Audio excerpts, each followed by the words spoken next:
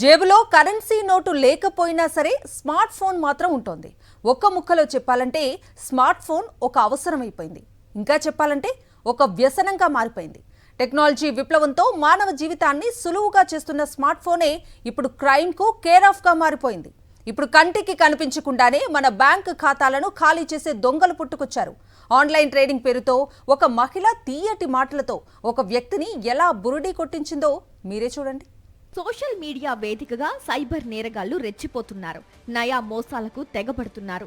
ఇలాగే ఫేస్బుక్ లో సాయి ప్రీతి అనే మహిళ ఓ యువకుడికి పరిచయమైంది. యూకేలో ఉంటానని చెప్పి బాధితుడితో స్నేహం పెంచుకుంది. ఆ తరువాత మెల్లిగా దగ్గరైంది. డబ్బుల ఆశ చూపింది. తాను చెప్పినట్టు ఇన్వెస్ట్మెంట్ చేస్తే మూడింతల లాభం వస్తుందంటూ నమ్మించింది.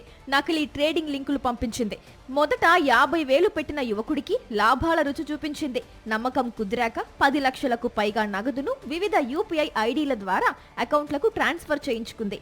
చివర్లో డాలర్ల రూపంలో లాభం విత్డ్రా చేసుకోవాలని ప్రయత్నించగా ట్యాక్స్ పేరుతో మళ్లీ డబ్బు అడగడంతో మోసపోయాడని బాధితుడు గ్రహించాడు. దీంతో బాధితుడు హైదరాబాద్ సైబర్ క్రైమ్ పోలీసులను ఆశ్రయించారు. పోలీసులకు బాధితుడు ఫిర్యాదుతో కేసు నమోదు చేసి సైబర్ క్రైమ్ పోలీసులు దర్యాప్తు చేపట్టారు. ఈ నేపథ్యంలో సైబర్ క్రైమ్ పోలీసులు ప్రజలకు హెచ్చరిక జారీ చేస్తున్నారు. సోషల్ మీడియాలో పరిచయం అయ్యే వారిని నమ్మి పెట్టుబడులు పెట్టొద్దని, తెలియని యాప్స్ లేదా లింక్స్ క్లిక్ చేయొద్దంటున్నారు. పెట్టుబడులు పెట్టాలనుకుంటే SEBI రిజిస్టర్డ్ ప్లాట్ఫామ్స్ నే ఉపయోగించాలంటున్నారు. సైబర్ మోసానికి గురైతే వెంటనే 1930కి కాల్ చేయండి లేదా www.cybercrime.gov.in వెబ్సైట్లో ఫిర్యాదు చేయాలని సూచిస్తున్నారు.